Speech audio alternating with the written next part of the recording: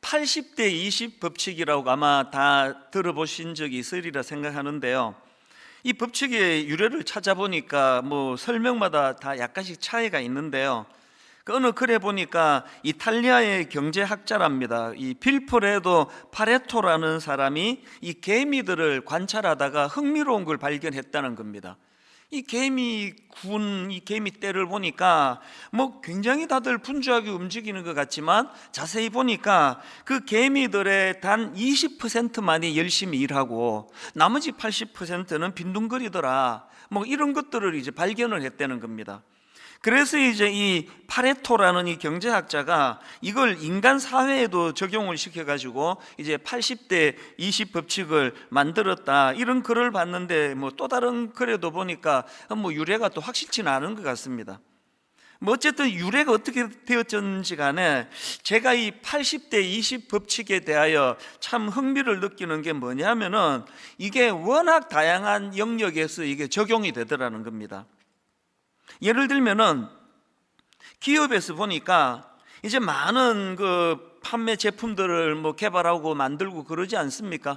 그런데 보니까 그렇게 만들어진 전체 판매 제품들 중에서 상위 20% 제품이 80%의 수익을 올리더라. 이게 80대 20 법칙입니다. 또 그런가 하면은 백화점 같은 데서 보니까 상위 20%의 소비자가 전체 매상의 80%를 차지하게 만들더라. 그래서 백화점 같은 데 보면은 이 VIP 고객 관리를 얼마나 잘합니까? 그래서 VIP 고객이 되면은 주차장도 마음대로 쓰고 여러 가지 혜택을 준다고 그런 이야기를 들었는데요. 백화점이 이런 정책을 쓰는 이유가 바로 이 80대 20 법칙, 이 상위 20%의 이 고객을 잘 관리해야 이 매상이 오른다는 거 아닙니까? 그리고 또 흥미로운 게 뭐냐 하면은 각 개인이 말입니다. 이 성과의 80%는 근무 중 가장 집중한 20% 시간 안에서 나오더라는 겁니다. 이거는 그 설교 준비하는 입장에서 되게 좀 공감이 돼요. 하루 종일 설교한다고 붙어 앉아 있지만 사실은 그 나머지 한 80%는 그냥 끙끙거리는 시간이고요. 확 영감을 받아가지고 집중하는 거는 그 소수의 시간이거든요. 또 이게 집에 옷들도 그렇답니다. 옷이 엄청나게 많이 걸려 있지만 옷장에, 그런데 사실은 그 사람이 가지고 있는 옷 중에서 즐겨 입는 옷은 20%에 불과하다는 겁니다. 이제 곧 우리 교회 지금 그 헌옷까지 모집할 때 그 80%서 다 갖고 오세요. 그 입지도 않은 옷들이. 이게 80대 20 법칙입니다. 또 그런가 하면은 그 교통위반도 그렇답니다. 20%의 불량 운전자가 전체 교통위반의 80%를 차지한다, 그런 통계를 제가 본 적도 있고요. 또 그런가 하면은 이 20%의 범죄자가 전체의 80% 범죄를 저지르고 있다, 그런 글을 제가 읽은 적도 있습니다. 사실 이 모든 통계가 공식적으로 나온 게 아니기 때문에 어느 정도 정확한 통계인지는 모르겠지만, 그러나 이 법칙이 말하는 큰 테두리의 원리는 좀 공감이 간다는 생각을 합니다. 제가 이 80대 20 법칙에 마음을 쓰게 된 거는요, 제가 이제 젊을 때 20대 초반에 미국으로 이민을 갔을 때 먼저 이민 가신 분들이 미국 사회를 설명하면서 이 비슷한 이야기를 여러 번 제가 들었기 때문입니다. 예를 들면 이렇게 말씀하시는 분이 계시더라고요. 지금만 미국이 타락하고 마약하고 또 성적으로 이거 끝간데 없이 타락하고 가정이 붕괴되고 이 미국이 지금 한심하게 변해 있는 것 같지만, 그럼에도 불구하고 미국이 여전히 이 초강대국으로 유지가 되는 건 이 20%에 깨어 있는 사람들이 그 80%를 견인하기 때문이다. 그런 이야기들을 여러 번 들었고요. 또 그런가 하면은 이제 어떤 분 이야기가 이 미국이 미국다울 수 있는 건 3%의 이 소수의 지도자들의 강력한 지도력으로 나머지 97% 미국 사람들이 이런 혜택을 누린다, 이런 류의 이야기들을 하는 분도 계시더라고요. 숫자가 중요한 게 아니고 핵심은 뭡니까? 이 80대 20을 어떻게 적용하는 겁니까? 소수의 사람들이 나머지 수많은 사람들을 이끌고 그들을 계몽하고 그들을 섬기고 그들을 돌보는 일을 행한다. 그래서 저는 오래전부터 하나님께 그런 기도를 놓치지 않습니다. 하나님, 부족한 종이지만 저는 80%에 속하지 않기를 원합니다. 아버지, 시대와 세상의 이 타락한 시대에 끌려다니는 80%의 인생이 아니라 아버지, 그들을 선도하고 그들을 섬기고 그들을 이끄는 예수 믿는 사람으로, 특히 목회자로서 아버지 20%의 인생이 되기를 원합니다. 몇 년 전에 제 아들이 고등학교를 졸업할 때 저는 한 가지 이야기를 당부했습니다. 아빠는 네가 뭐 엄청나게 명문대학을 다니고 뭐 엄청나게 고소득 수입을 올리고 어마어마한 결혼을 하고 이런 거 하나도 원하지 않는다. 그냥 아빠는 네가 이 80대 20 이야기를 들려주면서 네가 아무런 생각도 없이 사는 이 타락한 세상에 끌려다니는 80%의 인생이 아니라 이런 악한 시대를 선도하고 이끌고 그런 세상을 참 주도하는 그런 20%의 인생이 되기 원한다. 이거 하나만 기억해 주면 좋겠다. 여러분, 이건요 우리 아들 같은 이런 젊은이들만 들을 얘기가 아니고요, 예수 믿고 구원받았다 한다면 우리 모든 그리스도인들이 귀담아 들을 이야기예요. 오늘 우리가 이 세상에 대하여 사과해야 될 일이 있다면, 오늘 새세면 축제를 맞이해서 이 자리에 수많은 분들이 초대되어 왔다면 제가 머리를 숙여 사과하고 사죄를 했을 겁니다. 그 마음은 지금도 똑같습니다. 교회의 변질은 무슨 어마어마한 게 아니에요. 저절로 예수 믿었다 그러면서도 80% 안에 들어있는 걸 부끄러워하지 않는 상태, 이게 우리가 부끄러워해야 될 모습이라는 겁니다. 이런 점에서 저는 이 80대 20 법칙이 모든 그리스도인들에게 새로운 꿈을 심어주는, 이것이 새로운 20%에 대한 목표를 가져야 되는 그런 좋은 메시지를 준다고 생각을 하는데요, 이런 점에서 저는 최근에 참 좋은 책 한 권을 발견했습니다.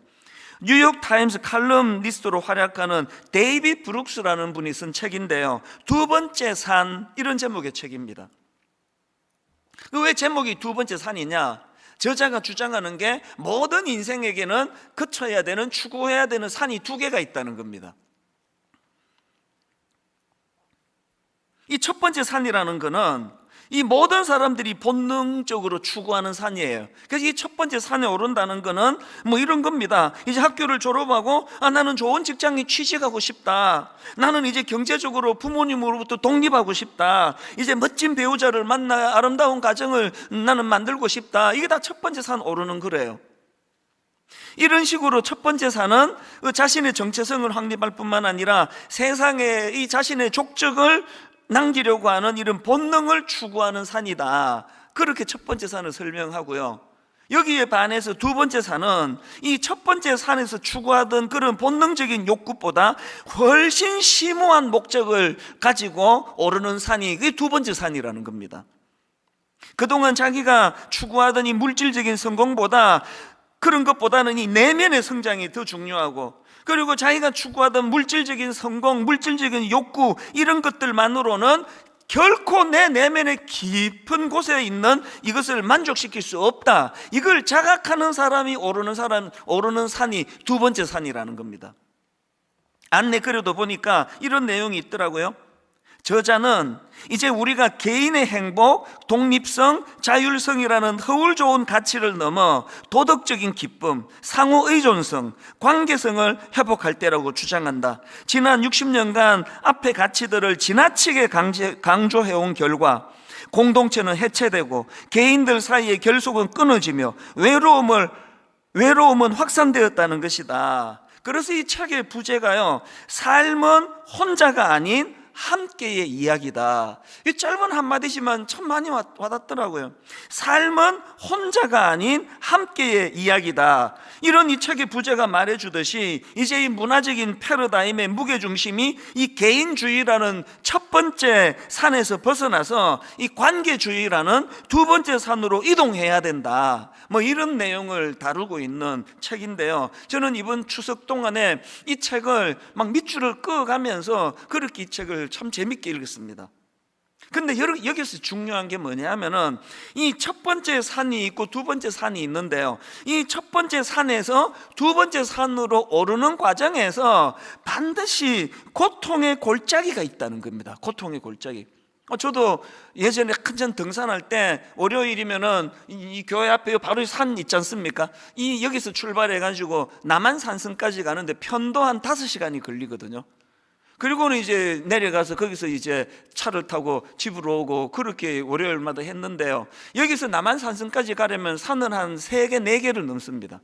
그런데 첫 번째 산을 넘어서 두 번째 산으로 진입하려면 반드시 산을 내려와 골짜기를 거치거든요. 여기서 차가 내가지고 저자가 하는 말이 첫 번째 산을 넘어 두 번째 산으로 가는 과정에 반드시 이런 고통의 골짜기가 있다는 겁니다. 그 책의 설명을 한번 들어보십시오. 어떤 사람들은 전혀 예상하지 못했던 일을 만나 예기치 않게 옆길로 빠진다. 자식의 죽음, 암 투병, 약물 중독과 거기에서 벗어나기 위한 힘겨운 싸움 같은 비극이 이들을 강타한다.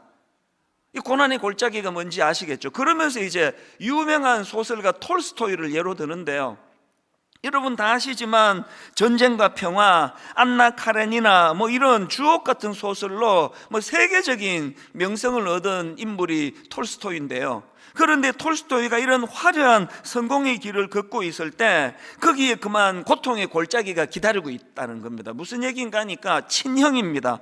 그 니콜라이라는 형이 37살 되던 나이에 폐결핵으로 사망을 하는데요, 유난히 형제 우애가 돈독했는지 이 톨스토이가 그 형의 죽음으로 말미암아 거의 자기 표현으로 그 인생이 멈추어 버렸다, 이렇게 표현할 정도로 충격에 휩싸이는 겁니다. 그게 책에서 말하는 고통의 골짜기인데요, 그 충격이 얼마나 컸던지 내용에 이런 내용이 있더라고요. 그는, 톨스토이입니다, 그는 방에 있던 끈이란 끈은 모두 치워버렸다. 혹시라도 자기가 목을 메고 자살을 시도할지 몰라서였다. 사냥총도 자살 도구가 되지 않도록 멀리 치웠다. 어느 정도의 절망인지 아시겠죠?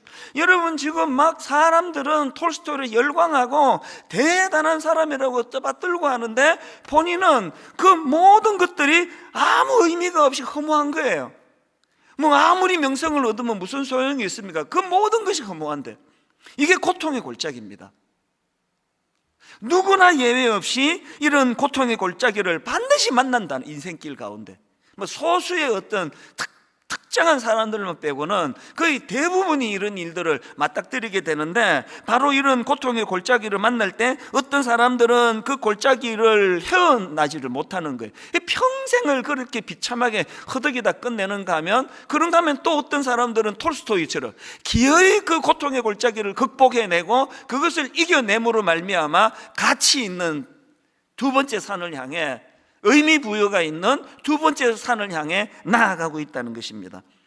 제가 이 새생명 축제를 준비하면서 여기 초대돼 오실 수많은 사람들을 상상하면서 한 가지 제가 소개하고 싶은 게 뭐냐, 모든 인생은 피할 수 없이 만나는 것이 이 고통의 산, 이 고통의 골짜기, 절망의 골짜기로 한다면 우리 힘으로는 거기를 헤어나가기가 어려운데, 제가 알기로 톨스토이도 바로 그 하나님의 도우심을 입어서 그것을 헤어나오게 됐다고 그렇게 알고 있거든요.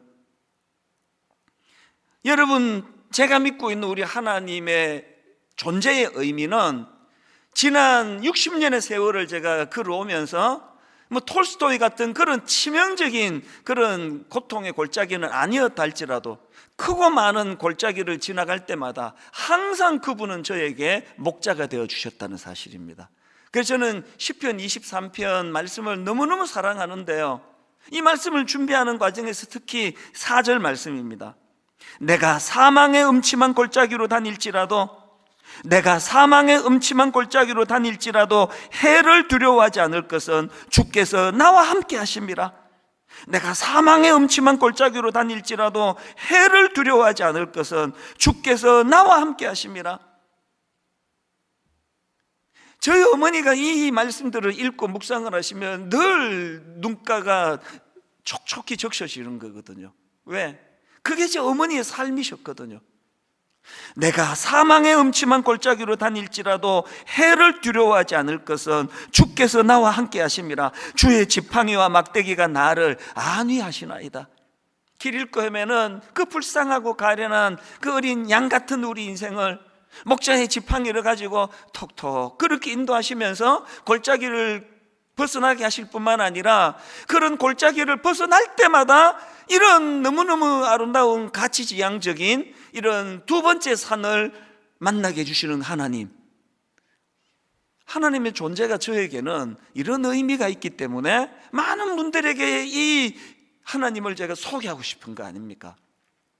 그래서 오늘 저는 이 고통의 골짜기를 지날 때 도우신 하나님, 이런 그 소제목을 가지고 참 초대되어 오신 수많은 정말 하나님이 애타게 찾고 계시는 그 많은 분들을 향해서 두 가지 하나님을 소개하고 싶은데요, 여러분이 고통의 골짜기를 지날 때 하나님은 어떻게 우리를 도우시고 인도하시는가? 첫 번째가 이겁니다. 다시 시작할 기회를 주십니다. 제가 오늘 설교 본문으로 요한복음 21장을 선택한 것은 여기에 너무나 좋은 이 샘플이 지금 여기에 담겨져 있기 때문입니다. 여러분, 베드로 다 아시지 않습니까? 사실 지금 이 요한복음 21장에서 베드로가 정말 그 절망의 골짜기를 헤매고 있거든요. 오죽하면은 나 이제 옛날로 돌아갈란다, 그 어부 고기 잡아 밥 먹고 살던 그때로 난 돌아갈 거라고. 이 배경이 어떻게 됐냐 하면은 여러분 다 아시지만 베드로는 예수님의 제자, 그것도 너무 사랑을 많이 받던 제자인데요, 제자로서 절대 해서는 안 되는 배신을, 그것도 예수님이 지금 십자가를 지시는 과정에서 가장 베드로의 위로가 필요한 그 상황에서 자기도 잡혀갈까 봐 그렇게 예수님을 3번씩이나 부인하는 짓을 저질렀거든요. 그리고는 그것이 베드로에게 슬럼프를 가져다 줘서 너무나 낙심되고 절망된 골짜기를 지금 거닐고 있는데, 이 본문 요한복음 21장에서 예수님은 베드로를 찾아가세요. 왜? 그에게 다시 시작할 기회를 주시기 위해 가지고. 저는 이 본문 말씀을 여러 번 읽으면서 그 찾아주신 주님의 마음이 제 마음을 격동을 시켰습니다. 어느 포인트에서 제가 유난히 마음이 뭉클했는가 하면은요, 자, 오늘 본문 요한복음 21장 15절부터 한번 보십시오. 그들이 조밥 먹은 후에 예수께서 시몬 베드로에게 이르시되 요한의 아들 시몬아, 내가 사람들보다 나를 더 사랑하느냐 하시니 이르되 주님 그러하나이다. 내가 주님을 사랑하는 줄 주님께서 아시나이다. 그랬더니 하시는 말씀이 이르시되 내 어린 양을 먹이라. 이 뜬금없는 이야기처럼 들리는 거 아닙니까? 그것도 한 번이 아니고 3번씩이나. 16절 또 두 번째 이르시되 요한의 아들 시몬아, 내가 나를 사랑하느냐 하시니 이르되 주님 그러하나이다. 내가 주님을 사랑하는 줄 주님께서 아시나이다. 또 똑같은 말씀을 하세요. 이르시되 내 양을 치라. 17절 세 번째 이르시되 요한의 아들 시몬아, 내가 나를 사랑하느냐 하시니 주께서 3번째 내가 나를 사랑하느냐 하심으로 베드로가 근심하여 이르되 주님 모든 것을 아시오매 내가 주님을 사랑하시는 줄을 주님께서 아시나이다. 예수께서 이르시되 내 양을 먹이라. 제가 이 구절에서 이번에 유난히 크게 발견한 것은 지금 주님께서는요, 베드로의 과거를 캐묻지 않으신다는 거예요. 지나가는 말로라도 니 그때 그런 건 내가 다 이해한다, 이런 이야기조차도 안 하세요. 지금 주님의 관심은 항상 베드로의 미래예요. 시리에 빠져 있는 베드로에게 새로 시작할 기회를 주시기 위하여 내 양을 먹이라, 내 양을 치라, 내 양을 먹이라. 이 구절에서 제 마음이 뜨거웠던 건 지나온 저의 삶을 되돌아볼 때 항상 주님은 저 역시도 참 주님을 실망시키고 주님 앞에 부끄러웠던 많은 기억들이 제 머릿속에 있지만, 그럴 때마다 자격 없어 낙심한 저에게 항상 주님은 미래지향적이에요. 그리고 새로 기회를 주세요. 괜찮다, 새로 시작해라. 다윗도 마찬가지 아닙니까? 하나님의 사람으로서 여러분, 사람을 죽이고 유부녀를 성적으로 죄를 짓고 한 가정을 파괴시키고, 이게 용서받을 죄입니까? 이게 용서받을 수 있는 죄입니까? 이런 베드로의, 이런 다윗에게 주님은 선지자 나단을 보내 처절하게 그것이 얼마나 악한 것인가를 깨닫게 하시고, 그리고는 막 자기 자신을 인식했을 때 견딜 수 없어. 뭐 상상해 보면 다윗이 막 떼굴떼굴 막 굴렀을 것 같아요. 억장이 무너지는 마음으로 그렇게 회개하게 하신 거는 베드로의 다윗의 그 연약함을 주님이 일깨워 주시는 건 그를 수치에 빠뜨리려고, 그렇게 열등감에 빠뜨리려고 하는 게 아니라 이것이 그에게 새로 기회를 부여받는 기회이기 때문입니다. 제가 몇 년 전에 그 필라델피아를 방문한 적이 있거든요. 필라델피아에 갔더니 그 목사님 몇 분이서, 목사님 필라델피아 오면은 이 극장에 안 들리면 안 됩니다. 그러면서 이제 저를 데리고 선곡만 하는 어느 너무너무 독실한 크리스찬 부부가 엄청난 돈을 기부해가지고 만든 극장이라고 제가 들었거든요. 여기는요 1년 12달 선곡만 하는데요, 미국 전역에서 이 극장 한번 가는 게 뭐 그 버킷리스트 할 정도로 대단한 극장입니다. 제가 이제 그 목사님하고 차를 타가지고 필라델피아 근교로 가는데 가깝지도 않아요. 막 꽤 긴 시간 차를 타고 갔는데요, 시골길로 막 한참 시골길로 들어가서 깜짝 놀랐습니다. 그 극장 규모가요, 이게 뭐 요즘 애들 말로 뭐 장난이 아닙니다. 객석이 우선 2,000석이 넘는데요, 무대가, 난 그런 무대를 내가 평생에 본 적이 없습니다. 보통은 무대가 이렇게 한 면이잖아요. 지금 우리 본당도 이렇게 한 면으로 돼 있는데요, 그 극장은 무대가 3면이에요. 이쪽도 지금 무대고요, 이쪽 사이드 무대예요. 처음에는 불이 꺼져 있어서 몰랐는데요, 이제 막 선극이 시작이 되니까 이제 이쪽 무대가 막 진행되는데 다른 마을을 묘사하는 게 나오는데 저기에 불이 확 켜지는데 이쪽 무대 전체가 또 무대예요. 그리고 이제 그때 그 선극 제목이 지저스, 예수님이었는데요, 예수님 일대기를 쭉 조명하는데 마지막에 이제 부활하는 장면에서 하늘에 천사가 진짜 날개를 달고 내려오더라고요. 비둘기가 확 날아가고요, 또 예수님이 고난을 당하시는 장면을 묘사할 때 깜짝 놀랐습니다. 관객들 사이로 로마 군병이 실제 말을 몰고 로마 군병이 한두 명이 아니에요. 무대가 막 얼마나 컸는지 로마 군병들이 말을 타고 뚜벅뚜벅 이제 이 단 위로 올라오고요, 예전에 그 노아의 방주를 이제 거기서 공연을 할 때는요, 한쪽 그 무대에 전체가 노아의 방주 배인데 거기에 실제로 막 여러 종류의 짐승들이 실제로 거기서 다 그 등장을 하고 막 이런 규모예요. 그게 어마어마한 거 아닙니까? 그래서 제가 그날 막 굉장히 그 인상에 남는 그런 추억을 만들었는데요. 근데 여러분, 그렇게 하고 이제 시간이 좀 지나고 나서 이 지저스라고 하는 그 어마어마한 규모의 성극을 떠올리면 화려한 무대가 아니에요. 참 신기하게도요, 그건 그때 놀랄 뿐이었고 대단하다 이 한마디 뿐이었고 지금은 제 머리에 그게 뭐 그렇게 남아있지 않습니다.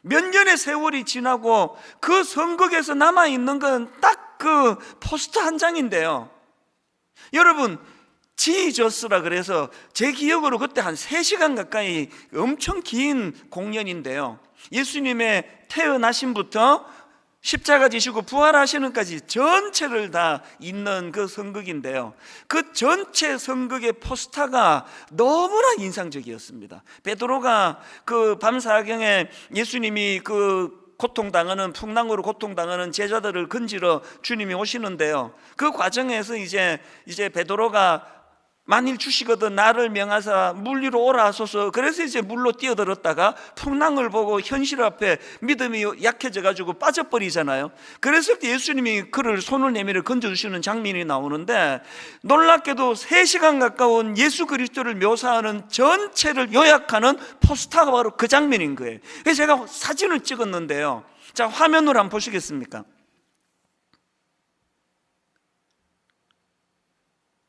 저 손을 보니까요, 지금 물에 빠져 있는 베드로를 예수님께서 움켜쥐고 계세요. 저 장면이 뭘 의미하겠습니까? 큰 화면으로 다시 한번 보여주시겠습니까? 뭘 의미합니까? 베드로가 힘이 빠져서 손 놓아도 괜찮아요. 왜? 주께서 잡고 계시니까, 꽉 붙잡고 계시니까. 보통 이제 제가 어디 집회를 가거나 하면은요, 저를 이제 상징하는 사진을 이제 뭐 포스터 같은 데 만들 때 보면은 거의 대부분이 그 설교하는 이런 사진을 올려요. 제가 축구를 좀 하거든요. 공도 좀 넣고요. 옛날 말이지만. 근데 축구를 그렇게 좋아하는데요, 어떤 교회에서도 공 넣는 이찬수 사진을 붙이는 걸 본 적이 없습니다. 그건 제 특징이 아니에요. 저를 한마디로 요약하라 그런다면 설교하는 목사거든요. 지금 3시간 가까운 예수 그리스도를 전체적으로 펼치고 있는 그 성극에서 왜 저 사진을 강력한 주님을 묘사하는 특징으로 그렸을까? 시간이 갈수록 저 사진이 제가 찍어왔기 때문에 한 번씩 이걸 제가 사진을 들여다보거든요. 뭘 강조하고 싶은 겁니까? 믿음이 없어, 처음에 믿음이 있어 물로 뛰어들었다가 환경을 보고 상황을 보고 믿음이 떨어져 버려가지고 상황 앞에 물에 빠진 베드로를 건져주시는 주님, 다시 기회를 주시는 주님. 오늘 본문에서 그렇게 주님을 배신하고 부인하고 절망의 골짜기를 헤매고 있는 베드로를 찾아주시는 주님, 그에게 다시 기회를 주시는 주님, 이게 구원자로서 우리에게 가장 강력한 주님의 특징이라는 것을 저는 저 사진으로서 계속 되뇌이는 거거든요. 이 베드로와 너무나 대조적인 인물이 가룟 유다 아닙니까? 예수님이 십자가 지시는 그 과정에서 치명적인 악한 짓을 저질렀던 두 사람이 베드로와 가룟 유다인데, 이 두 인물이 너무 대조적인 거 아닙니까? 베드로는 주님을 통해 다시 시작하는 법을 배워서 이후에 너무나 멋지고 아름다운 그런 사도로서의 역할을 잘 감당하는 베드로인데요, 여기에 반해 가룟 유다는 자살했습니다. 사실대로 말하면은 그 예수님을 배신하고 팔려는 그 과정에서요, 주님이 베드로보다 가룟 유다에게 훨씬 많은 기회를 주셨습니다. 여러 번 회개할 기회를 직간접적으로 주는데 다 거절한 거 아닙니까?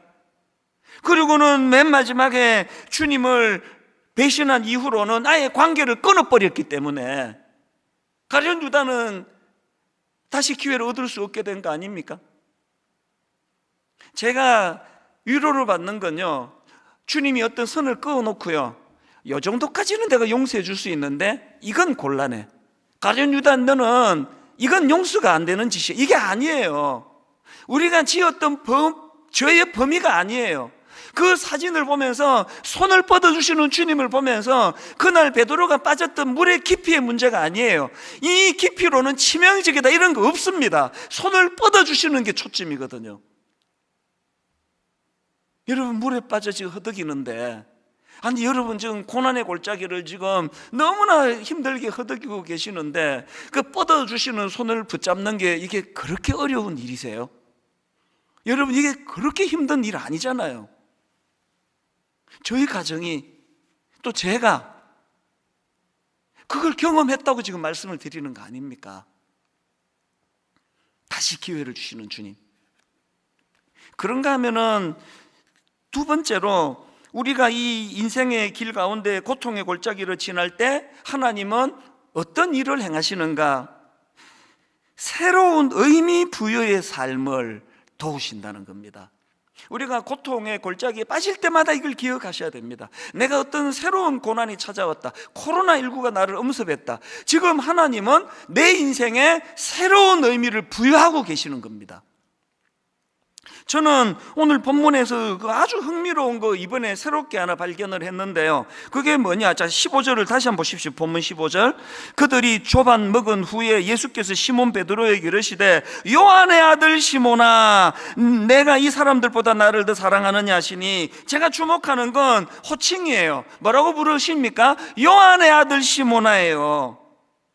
사실 여러분, 이 시몬이라는 이름은요, 베드로가 예수님 만나기 전에 불리우던 이름이에요. 그런데 주님 만나고 이름을 바꾸어 주셨습니다. 자, 요한복음 1장 42절에 베드로가 예수님 처음 만날 때의 장면입니다. 데리고 예수께로 오니 예수께서 보시고 이르시되 내가 요한의 아들 시몬이니 장차 게바라 하리라 하시니라. 게바는 번역하면 베드로라. 아니, 지금 예수님께서 왜 시몬이라고 부르시느냐고요. 그거 옛날 이름인데. 이거에 대하여 여러 해석들이 있는데요. 예를 들면은 BST 주석을 쓴 브루스 밀런 목사님 같은 경우는 이렇게 해석합니다. 예수님이 그를 반석이라는 의미를 가진 베드로라는 이름으로 부르지 않는 것을 주목해보라. 그는 그의 이름에 걸맞는 삶을 살지 못했던 것이다. 예수님은 새로운 방식으로 베드로에게 그리스도의 지도력을 위임하시기 위해 한계를 지닌 그의 모습 그대로 그와 대면하신다. 시몬은 자신이 힘으로는 언제나 시몬일 수밖에 없을 것이다. 저는 브루스 밀턴 목사님의 분석을 100% 제가 이것을 취합니다. 맞습니다. 여러분, 베드로는 베드로라는 이름답지 못한 삶을 살았거든요. 그러나 저는 그 해석에 그치지 않습니다. 이것이 저에게 왜 감동이 되는지 아십니까? 지금 예수님께서 베드로라 부르지 않고 시몬이라고 부르시는 것은 그를 책망하기 위한 게 아니에요. 이 자격을 잃어버린 놈, 원점으로 되돌아가 버린 놈, 나 만나기 이전으로 돌아간 놈, 이거가 강조가 아니에요. 저는 이 장면에서 베드로라 부르지 않고 시몬으로 부르시는 그 모습을 보면서 저는 등산을 좋아하니까요. 이런 길 가다가 등산, 동네 산 가다가 길 잃어버리면 아무 때나 가면 돼요. 나와요. 그러나 여러분, 진짜 심오한 산을 등산하면은 길 잃어버리면 항상 원점으로 가라는 거 아닙니까? 원점으로. 지가 찾아보겠다고 그 100% 조난이에요. 주님이 지금 시몬이라고 불러주시는 건 그의 수치를 드러내기 위하신 게 아닙니다. 다시 시작하라는 거예요. 원점에서 시작하게 해주시겠다는 거예요. 의미를 새로 부여해 주시겠다는 겁니다. 무슨 의미를 부여해 주신다고요? 아까 말씀하셨잖아요. 내 양을 먹이라고, 내 양을 치라고. 아까 그 책의 두 번째 산의 의미가 늘 자기에게만 집중하는 첫 번째 산에서 벗어나 공동체적으로 더불어 함께 세상을 섬기는, 예수님이 베드로에게 부여해 주시는 두 번째 산의 의미가 바로 이런 의미라는 겁니다. 오늘 여러분, 이 예수님이 부여해 주시는 새로운 의미의 삶을 제가 묵상을 하다가 보니 마태복음 17장에 한 사건이 떠오르는 겁니다. 변화산 사건 다 아시죠? 자, 마태복음 17장 1절부터 4절입니다. 엿새 후에 예수께서 베드로와 야고보와 그 형제 요한을 데리시고 따로 높은 산에 올라가셨더니 그들 앞에서 변형되사 그 얼굴이 해같이 빛나며 옷이 빛과 같이 희어졌더라. 그때에 모세와 엘리야가 예수와 더불어 말하는 것이 그들에게 보이거늘 베드로가 예수께 여쭈어 이르되 주여 우리가 여기 있는 것이 좋사오니, 주여 우리가 여기 있는 것이 좋사오니. 베드로가 뿅 간 거예요. 요즘 애들 말로 그 황홀한, 오죽하면은 그 산 별명이 그 변화산이겠냐고요. 너무너무 황홀한 은혜를 경험하고 주님 여기서 그냥 삽시다, 초막 새 찍고 여기 그냥 머뭅시다. 근데 주님은요, 베드로의 그 간청을 매몰차게 거절하세요. 그리고는 바로 산으로 내려가시는데 왜 그래야만 했느냐? 그 산 아래에 지금 자식 문제 때문에 절규하는 아버지가 기다리고 있거든요. 그게 15절입니다. 그 절망하는 아들 문제로 절망하는 아버지의 신음소리를 한번 들어보십시오. 15절. 주여 내 아들을 불쌍히 여기소서. 그가 간질로 심히 고생하여 자주 불에도 넘어지며 물에도 넘어지는지라. 예수 믿는 우리가 옮겨가야 될 두 번째 산은 이 의미가 여기 담겨 있는 거예요. 우리가 이 세상에, 이 시대에 국민들 앞에 부끄럽게 사죄해야 되는 게 여기에 있는 거예요. 첫 번째 산이 너무 좋사오니, 여기가 너무 좋사오니, 그러면서 맨날 우리끼리 떡 해먹고 잔치하고 너무너무 잘 지내고 잘 산다 그러고 있을 때, 오늘 여러분 저 산 밑에서 자식 문제로, 건강 문제로, 가정 문제로 신음소리를 내면서, 구원은 두 가지 목표가 있는 거 아십니까? 하나님이 우리를 구원해 주실 때 우리를 구원해 주시는 것이 한 목표라면, 하나님이 우리를 구원해 주실 때 최종 목표가 하나 더 있다는 사실이에요. 사도 바울 다 아시잖아요. 다메섹 도상에서 주님이 사도 바울을 만나 주실 때는 사도 바울을 구원해 주시기 위해서예요. 그러나 그것이 다가 아닙니다. 그 과정에서 아나니아에게 그 바울을 도우라 하시면서 주신 말씀이 9장 15절, 사도행전 9장 15절, 주께서 이르시되 가라, 이 사람은 내 이름을 이방인과 임금들과 이스라엘 자손들에게 전하기 위하여 택한 나의 그릇이라. 바울을 구원하시는 게 하나님의 최종 목표면서 그 바울을 통하여 또 다른 사람을 구원하도록 사명을 주시는 게 하나님의 또 다른 최종 목표라는 거예요. 이 또 다른 산입니다. 아브라함도 마찬가지 아닙니까? 창세기 12장 1절, 여호와께서 아브라함에게 이르시되 너는 너의 고향과 친척과 아버지의 집을 떠나 내가 너에게 보여줄 땅으로 가라. 그 다음 2절 보십시오. 내가 너로 큰 민족을 이루고 내게 복을 주어. 이게 1차적인 목표예요. 하나님은 아브라함에게 복 주시기를 원하세요. 내게 복을 주어. 그 다음에 너 이름을 창대하게 하리니 너는 복이 될지라. 복의 통로가 되라는 거 아닙니까? 복의 전달자가 되라는 거 아닙니까?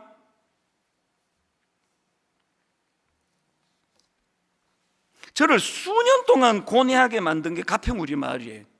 전 지금도 고뇌하고 있습니다. 가평우리 마을 때문에 잠을 못 이룬 걸 이거 다 기록하면서 했다면 아마 몇 달치가 나왔을 거예요. 만약에 가평우리 마을이 그냥 치유하는 곳, 회복하는 곳, 와서 그냥 숙박하고 돈 내고 그래가지고 좋은 거 먹고 잘 회복이 되는 곳, 그랬으면 걱정할 게 없습니다. 왜 고뇌합니까? 교회가 하는 가평우리 마을은 그 첫 번째 목적만 이루어지면 안 되거든요. 첫 번째 목적이 내가 회복이 되고 내가 치유를 일어나고 지쳤던 내가 다시 한번 회복을 찾는 것이 목적이라면 그거로 끝나는 것이 아니라 두 번째 목적이 누군가를 나도 회복의 자리로 이끌어야 될 사명이 연결되기 때문에 이 두 가지 목표가 동시에 이루어지게 하려니 머리가 터질 것 같은 거예요. 제발 좀 좋은 아이디어를 좀 구합니다. 좀 주세요. 좀 결론을 맺습니다. 오늘 여러분 이 말씀을 들으시는 분 중에 지금 톨스토이처럼 인생의 깊은 골짜기를 지금 빠져 거니는 분 계십니까? 어떤 명성도, 내가 누리는 어떤 혜택도, 어떤 고급차도, 너무너무 아름다운 고급 침대도 내게 다 허무밖에는 없는 이런 고통의 골짜기를 여러분 지금 지나고 계세요? 지금이 하나님이 여러분을 위하여 일하시는 때예요. 그리고 지금 하나님이 여러분에게 두 번째 산을 보여주고 계시는 때입니다. 오늘 이 자리에 초청돼 이 예배당 안으로 참 모시고 오지는 못했지만 이 영상을 통해서 그분들에게 저는 눈물로 호소하기를 원합니다. 지금이야말로 하나님의 내미시는 손을 붙잡으셔야 할 때입니다. 거절하지 마시기를 바랍니다. 오늘 설교 말씀을 다 정리하고 이 찬양의 이 한마디가 모든 걸 다 그렇게 함축하는 느낌을 받았는데요. 나의 안에 거하라. 이 한마디가 오늘 설교 모든 걸 다 함축하는 거예요. 나의 안에 거하라. 나의 안에 거하라. 오늘 우리가 이 찬양을 불러드리기를 원하는데요. 진지하게 이 찬양을 요즘에 그 유튜브 같은 데는 이제 자꾸 이거 저작권 때문에 광고를 집어넣어 가지고 유튜브 같은 데는 이 찬양을 넣지를 못합니다. 설교 중간에 광고를 넣으니까. 그래서 여러분 분당 우리 교회 홈페이지로 들어오셔서 이 찬양도 같이 누리시면 좋겠는데요. 나의 안에 거하라. 나의 안에 거하라.